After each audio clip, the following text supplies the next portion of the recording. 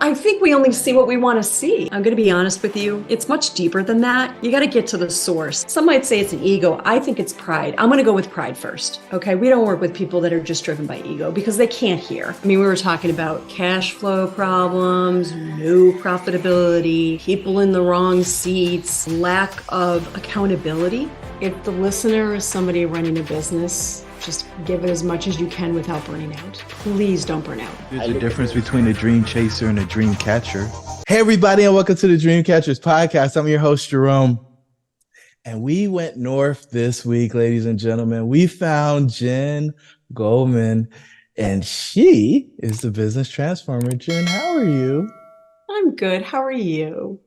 I'm great. I'm with you. It can't get any better right now. So, all right, I'm looking at this word business transformer. I'm like, as the listeners are, like, what is that? And where did it come from? What's going on? What is a business transformer and how'd you get that nickname? Where did I get that from? Let's put it this way. When you go into enough businesses as an employee or as an entrepreneur and you want to change things, you realize that's your calling and make them better. So yeah, it started in my teens. I went in, I was one of those young whippersnappers, as they would call it. And every time I'd go in, they'd ask me to do one thing and I'd be like, but we can do it better this way. And I just kept going. That's where it started. But they called you a business transformer when you were a kid? No way. No, I didn't know what it was called. No, they didn't call me that. I think they came up with the actual title in my 30s when I got confident about the change work I was doing. Because I think the word transformation is a big word. I don't think we take that lightly, right? What industry were you in your 30s? Like, give us the rundown, right? You're the Yeah. kid. You want the whole background. Okay. Yeah. All right, we'll go back to go forward. So in my teens, I went into businesses. I went into a John Deere company. I went into a pharmacy. I went into a data entry for a healthcare company. And every time I went in, I would look at their tech, their process, their people, while they're asking me to do some very low level work and make suggestions. So then in my 20s through college, I went into my campus services that ran all of the services at my college. And they brought me in for one job and I pretty much reshaped how they ran their services across the campus, from food to, student services, halls, venues, and pretty much overhauled it so much that both me and my boss were let go because I basically eliminated the need for us. So that was in my college age. And then during college, during summers, I went to a big bank that's now national and on football stadiums. And went in as a quality assurance person. And I looked at systems around a 250 person division, and I reshaped how they collected revenue and tax money on certain products and how they operated, and overhauled that. And then that was just as an intern. And then I went into finance, and because I wanted to make sure I knew the numbers and I was independent and financially very literate. So I did that for a while and then joined bigger finance businesses and again started overhauling and transforming. So then when the latest business I was a part of got acquired for a very high valuation, I decided that was it, and went to two more firms, a tax firm, an insurance firm, and then I basically hung my shingle. Hung your shingle? Hung my shingle and said, I'm out for business. I'm fractional, which now is a common term, but back then it didn't exist, and said, I'm like a chief operations officer, and I will come in, look at your systems, people's process, and transform them so you can grow and scale and enjoy what you're doing. Help more people. And that's a long time ago. I feel like I should ask you how long ago, but I'm going to let that one go. Yes. So tell me, do you see that most CEOs don't actually like the companies that they founded? Like, they feel trapped and struggling and kind of suffocating, struggling to find air? Yes. Struggling and suffocating to find air. and wondering if they made the right move. Yes. So why doesn't social media reflect that? Because everybody on social media has exotic cars, private flights, and huge mansions. Well, I think we only see what we want to see. And I also think that for every one executive you see on social media, there's thousands that are not happy that you don't see. I mean, listen, the fact is we only put the fun things on social media most of the time, right? Highlight reel. Yeah. Yeah. Yeah. Which is why it can be really depressing. So don't look, you know, it's hard. It's hard to run a business. It's hard to be that. And the guys and women that are those execs and they're flying all around, they're part of a scalable business already. Oh. Yeah, they're part of the fact that they can get on a plane and do maybe something they enjoy doing. That they're getting to read their favorite book. Oh, that's awesome. I don't know about anybody else, but reading a book, that's a feat when you run a business. You're pretty tired. You're pretty done. So yeah, they've already made it through the one you might call the dangerous middle of growth. You dropped a word in there, and I'm not sure that all the listeners know what it means. You said scalable. What is a scalable business? Well, it's a business that it naturally grows without a lot of friction and a lot of you as the owner or leader or entrepreneur. Dan Sullivan calls it self-managing company. You got the gazelles that they call it scaling up, right? So there's a lot of terms out there. I'm sure, others, Wickman and others have terms for it. But it's the idea that you're growing a little bit more effortlessly. Is that a word? It is a word. Thank you. It is a word. And so no more muscling it, no more just iron will. This is systems and processes, and you actually have a business that it truly is an entity of its own instead of an extension of the founder. That's right. That's right. And when you look at your responsibilities, either as a founder, exec leader, and those of the team, yours don't look as hefty. It's a little bit more defined. And the more you scale, the less you're responsible for, right? The more you can really get into the groove of what you're passionate about versus what you needed to do. When we work with businesses, especially that kind of core team that's helping the business grow, they're doing things that are outside their passion lines, right? They're doing things to fill the gap, whether it's capacity, whether they have the skills. A scalable business, people are running in their passion lanes much more often than not. Passion's a very interesting word. I find a lot of people telling founders not to follow their passion or chase their passion. It's all hocus pocus, and they just need to figure out what makes money. You drop it in. So you got to tell us, is that a farce? Or, is finding a passion and following passion a real thing? It's a real thing. Listen, your passion may not pay a lot of money, though. You've got to accept that. You have to accept that there are limitations, monetary limitations. But if you love what you do and you helps you get out of bed every day, I don't know. I say absolutely. On that note, I'm also very financially literate. You've got to make enough of a living to not have food insecurity, financial insecurity. So there is a happy medium on that. But yeah, no, I think it's pretty, listen, at the beginning of the gate and making money, yeah, you can forego the passion for a little while, but at some point that's going to sneak up on you and you're not going to be happy. And by the way, that's called burnout, or it can cause burnout. It absolutely causes burnout. It's funny. I heard somebody talk about stress, and stress when it's your passion is just part of the process. It's exciting. It's part of the journey.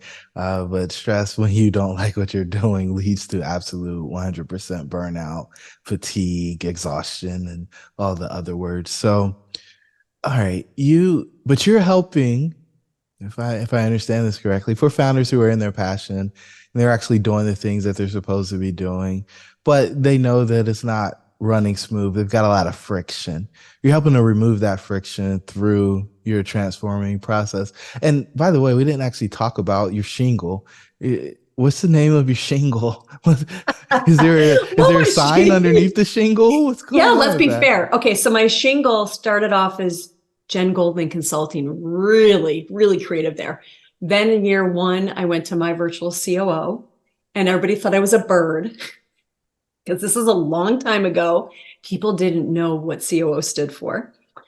And then when I realigned the whole business, I have to think now, 6 years ago, I went back to my name to realign, and now I'm back as my virtual COO. And I want to just share that because as we evolve as business owners and entrepreneurs, things shift and we have to try to go with the flow as gracefully as possible. Yes. Mm-hmm. So it's my virtual COO, and you show up, right? And so just in our framework, we got 8 exits of a founder. And the first exit is from corporate America to being chief everything officer. That person's not your client because they're still figuring everything out. The next level is when they become basically a production manager, and that person is managing the folks who are doing the work. They're probably not your client. The next level is when they become a thought leader and they're managing business lines and they've got managers of the frontline folks. They might be your client, but the person who's probably your client and who is CEO 2.0, and this person truly is a chief executive officer, they probably have an operating officer or a operator who's responsible for the day to day. And I think those people are the ones, or the ones who are getting ready to take that step, are the ones that you guys can help the most. Am I right in that? That is the perfect candidate to work with us. Yes. And that operator, integrator doesn't have the experience yet. They have the passion for it. They have the energy for it. They don't have the chops yet. And so what do you see as being kind of the biggest things that would signal to somebody? Because we all think when we hire somebody that we got the right person in the job. But what are the things that let you know immediately that, hey, they might have hired a glorified executive assistant, or they hired somebody who was good at a job but wasn't ready to be responsible for all people and processes? What are those things that are telltale signs that they should get some help? Yeah, well, there's signs, and then there's just flat out they tell you. So if they're telling me, then we don't have to guess. But the signs, when you ask them to kind of think strategically, they fall short. When you say, you know what, this area of the business, is just, it's clunky, it's bottlenecking, right? And they can't even ideate anything to problem solve. When they're coming to you for every step of every process to ask you, what do you think? What would you like? Then they may not have what it takes. I mean, the person that is an operator or an integrator, in essence, has to take risks and ask for forgiveness later. Now, they're not big risks. They're not costly risks, but they're still risks. They have to go out and research things. They have to be able to present ideas in a way that's selling the founders, leaders on the idea. So they have to have a little bit of that energy and that selling ability. So if they don't have it, or they don't gravitate toward, thinking through things, being strategic, critical thinking, then they may never have it. But it's worth giving them a shot, right? You got to try it a different way. Because what we've learned is people learn differently too. So when you have a business that's growing, the leaders train others verbally most often. Now that's changing, thank goodness. But the fact is that more than 65% of people are visual learners. So they don't actually learn by you talking as much as you think that they do, right? So maybe teaching them a different way, then they might be turned into the integrator you want them to be. Maybe giving them the tools that they never knew existed because you've never used them as a leader, that also might get them to where they are. So there's a developmental component. Have you ever seen an operator walk in and be everything that they need to be and ready for that job? No. So there's an expectation that there's going to be some navigating, some ebbs and flows. But have you ever walked into one of the companies you've been serving and it's like, I don't know how this person got here, but we need to get them out of this job as soon as possible? Yes. Don't be so mean. Yes. But they know this deep down inside. They being the founder. No, they being the person in the role of an integrator or an ops person, they know something's not right.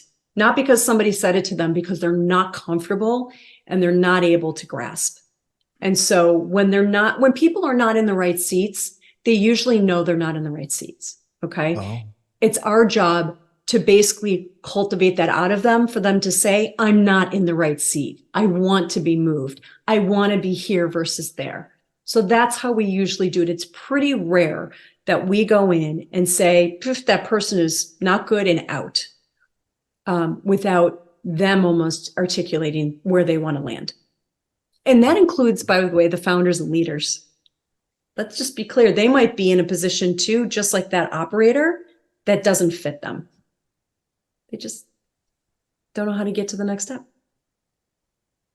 and I suspect that person probably is scared to say, I'm not in the right spot. But is that leadership? Is that truly who you want running your company? I don't know that is true. Now, there is such a thing as imposter syndrome that many people suffer from. And so there may be, they're going to find me out, but this is different than that, right? This isn't, questioning whether or not you're successful. This is knowing that you're a fish out of water. That's correct. That's correct. You don't enjoy it. It's stressful. There's a lot of challenges. Now, if they are not going to report that there's an issue, then who does the job of figuring out that there's an issue lie on? Someone like us. Someone So like us. And then it's the navigation of how loyal are the founders or leaders are to that person. Do we have to recalibrate them to something else that fits them, but maybe they're doing less and paid more than they should be, but that's what makes the leaders and comfortable. Maybe it's good for the culture, or it's time to go. We build a plan for exit. Wow. That's got to be a difficult conversation to have with the founder. Like, is there a way that you warm them up, or is it just, here it is, buddy? No, they already know. They already know. They know deep down, but they want somebody to validate it with a little bit more data and a little bit more experience than they've had, and somebody who's not emotionally attached. So they know, but they're loyal. Yes. So what do you do in that situation? I tell them stories. Ooh. Yeah. Right. And stories of other businesses and what they've done, and then let them decide, because their gut, our second brain, will absolutely tell them what's going to sit well with them. So I may tell them a story of a firm that was double paying somebody, basically overpaying them 2x what they should for what they couldn't do. And the exit strategy was 1.5 years with the person buying into it and saying, okay, I'm planning ahead for retirement early. Or another one was getting the C-suite on the call, and basically with the COO pointing out of all the major initiatives at the company. This was like 12 offices. It was a pretty big gig. And the person basically saying, you know what, this is not for me. This is the list. This is everything on the list in front of the entire C-suite. Circle of trust, right? You don't have to actually. It's very rare that we actually have to come flat out and tell a leader or an owner and then be surprised. It's very rare. They just want the plan. See, they know where it needs to end up, but I don't think that's where they struggle with how to get there in a good way for their culture, their clients, their internal, the workload. They just need a plan of extraction, of course. We're good at that. Okay. I don't know. She's not saying she's the hatchet woman, ladies and gentlemen. Gosh, no, because we're in it for the businesses to grow and to compensate better, and the employees to have a better life, and then the consumers that they're helping, right? No, we're at quite the opposite. But there's a point when you have to call it. Yeah. Well, and I think people are probably the thing that's going to have the biggest impact on the trajectory of the business, right? Yeah. So, all right, we go in, we see the folks. Do you look at the folks first? You look at the processes first? Like, give me an idea of how, Jen coming in and being a business transformer, and it's not Jen, it's My Virtual COO. It's not like you run the business by yourself. You've got staff, you've got all kinds of support that, the team comes in and helps folks, but they're executing your process, right? This is your IP. You basically wrote the book on how this stuff gets done from an outside perspective. So like, how does it work? How does your process, how do you come in? Is it people first? Is it processes? Is it founder's mindset? Help me out here. Yeah. Well, it might change, but for now, we actually do a little bit of each of those every call for the first month. So we'll do a little bit on the tech map if we feel that they're edgy, and because that's the least confrontational. Then we'll do an organizational design. And then for the first time, they're seeing their organizational structure with all their providers on it too. Because they wonder, well, like, how am I so busy? I don't have that many people that are W-2. Well, guess what? You also have like 15 outside providers you have to manage. Hey guys, as you might know, a very small percentage of the people who actually listen to this podcast are subscribers. So do us a favor, subscribe. In fact, we did some analytics and we found out that only 25% of the people who listen are subscribers. And our goal is to get that to about 75% over the next 3 months. So do us a favor, hit the subscribe button so you get notified when our new episodes come. We plan to bring immense value to you guys going forward as we continue to improve the content that we create at Dreamcatcher. Your dreams should be real. Let's get back to the show. From the person that's, landscaping your front of your building to, whatever.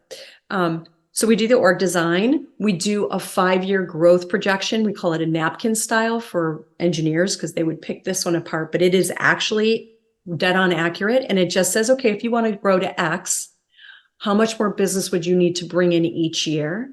And then we start talking about the impact on staffing and operations expenses. So every one of these pieces, and we do a little process, we do an aspirations board, and this is all done visual, by the way. It's all in front of your eyes. So with doing it in front of your eyes, you can correct it. Your gut tells you things more quickly, and that's where we get the word transformation versus slower. By putting it in front of you, you more quickly process, react. We see that, and we adjust accordingly. Yep. So we don't, and then for the people. So I don't want you to think we ignore the people, and we are working on this. We're evolving just like anyone else.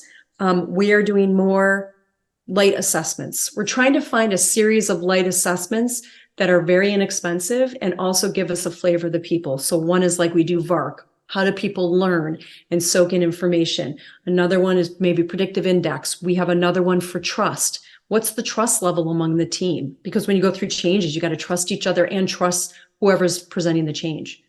So we have all these different little assessments to get an idea of the team. And that's month 1. So you spend the month just kind of looking around.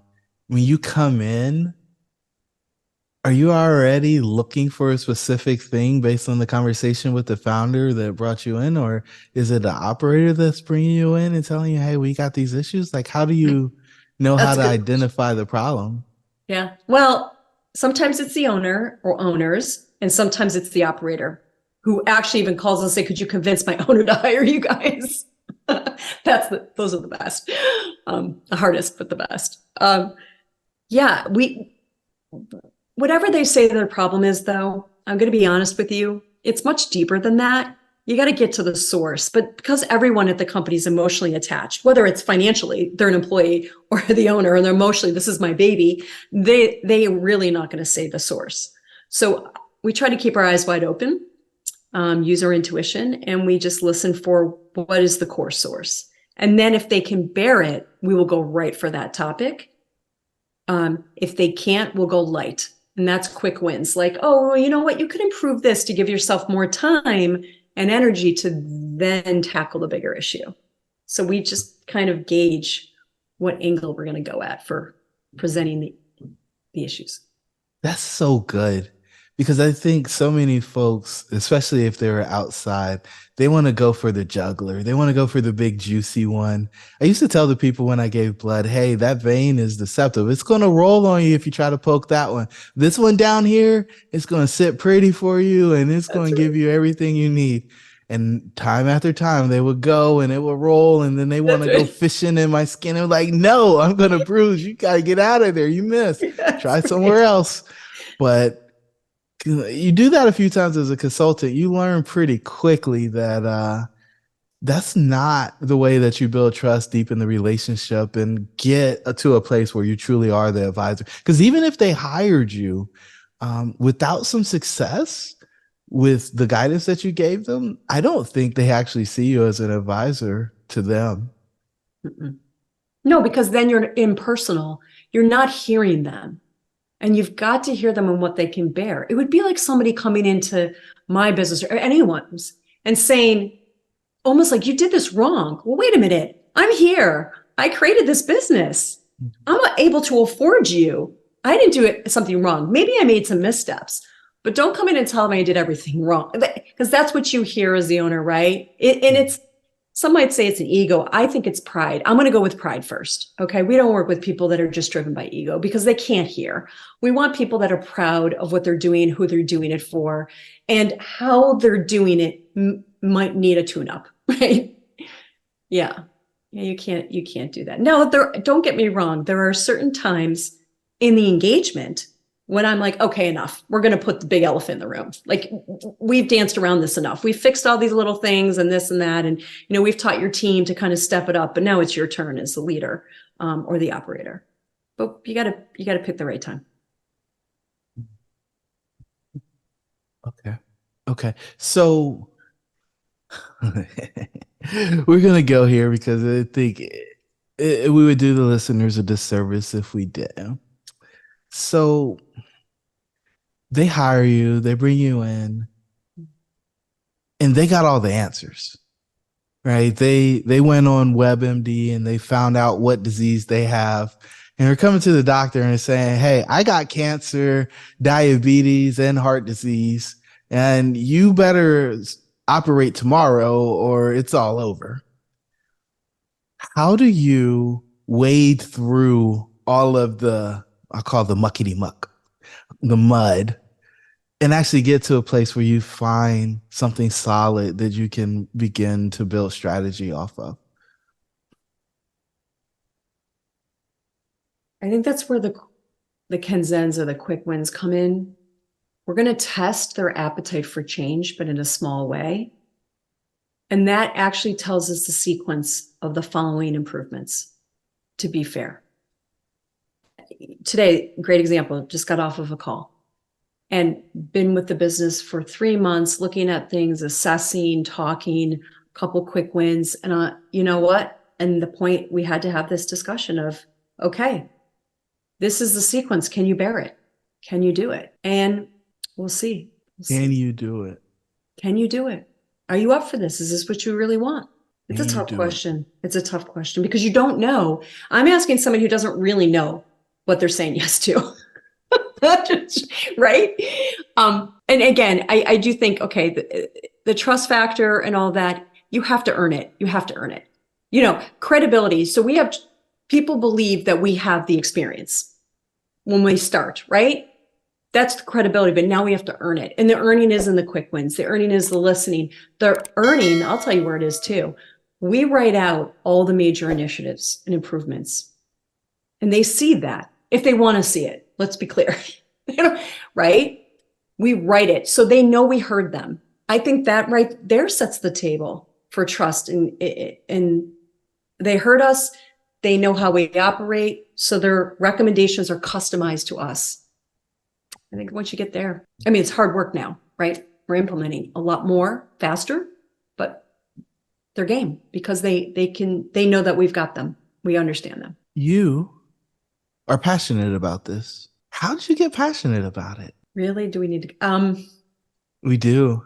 I know we do. We do. Why did I get passionate about it? It wasn't, my parents weren't, I think about my upbringing. They weren't entrepreneurs per se. Well, that's not fair.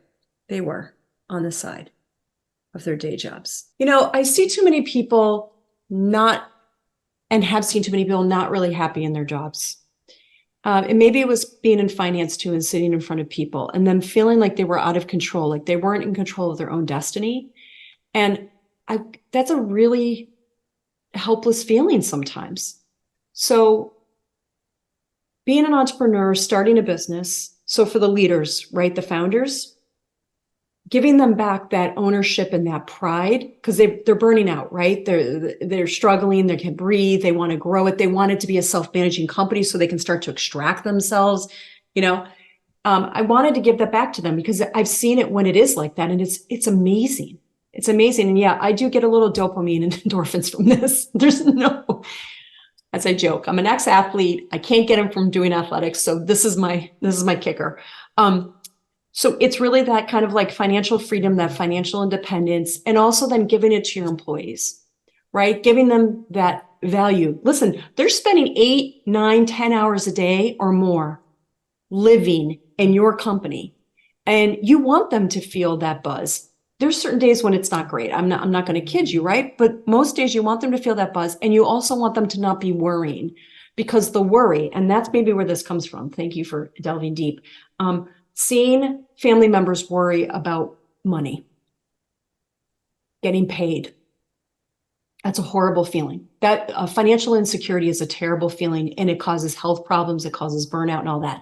So it wasn't just enough for me to see the entrepreneurs feel better again, but then to have their employees feel good about where they were, which then feeds the employer to all new heights of just, wow. I don't know. I love it. Yeah, I think it came from financial insecurity, being around too many people that were. That part is terrifying, I think, for most people, especially when you come into the fourth quarter of each year and people didn't make the decisions they needed to make earlier in the year. And so the only way that they can get their business back in line is start cutting salaries, right? We've had a couple of companies that have called us in the last couple of years like that, and it was the hardest calls to do. They were so upset about it. They felt horrible. They felt they failed their people, which then they internalized to themselves, right? Just terrible. I don't want to hear those stories, to be honest with you. It's too much pain. Yeah. It's old. I think it gets old. And, we think we're helping by staying there and pushing people to continue to do the same thing over and over again. But I'm not convinced that that actually ends up being the answer ever. It wasn't the over and over again, the definition of insanity, whatever that. I was just talking about that last night. My husband, yes, let's not repeat. But how do you get out of that wheel? When I used to do bigger speaking engagements, right? I always use the mouse and the wheel, and literally on the stage when people would be walking into the venue, they'd see the mouse and the wheel. I'm like, yeah, we got to get you out of there. Well, so many founders believe that it is that, and it's always going to be that. But you're saying it doesn't have to be. No, it doesn't have to be. It doesn't have to be. It is when you don't want to shake it up a little. When you don't want to change, you're going to sit on that wheel. You're going to sit on that wheel. Now, there's plenty of people out there who are probably still skeptical. Can we talk about one of the transformations you're most proud of, where somebody just was hopeless and this was a last ditch resort before they just hung up the fact that they were in business for themselves? Does it count if we use something where they were like the second generation leader of the business? 100%. Is that good? Because that's happening a lot too, right? More and more businesses are transitioning, and they're more and more are going to transition for sure. That's exactly right. We're in a huge glut of that happening. So yeah, the leader was just flat out against the wall, burnt out really badly. This happened to be in the health space, which is so important because what the work that they were doing was literally going to save lives, and indirectly, and just didn't know what to do for a second and third, and almost was going to hang up and just go work for somebody else. Brilliant mind. Empathic leader, which is pretty rare. And why am I proud of that? I'm proud of that because, well, first of all, the business has rebound. I mean, we were talking about cash flow problems, no profitability, people in the wrong seats, lack of accountability, big time. So many different things. And within a year, it's amazing to say this now that I'm saying it, a year and a half, we've got accountability, we've got the people in the right seats, we've got the managers. There wasn't much management going on. Systems locked into place with processes, new branding. So very proud out into the public space about what they really stand for and what they're about. It's a lot. Offboarded, I don't know. There was around 50 people, give or take. So there was about 6 or 7 shifts out the door, which is a lot in the middle management and higher level. And doubled their valuation. Oh my gosh. Wait. We didn't even expect that part. We didn't even expect it. Doubled.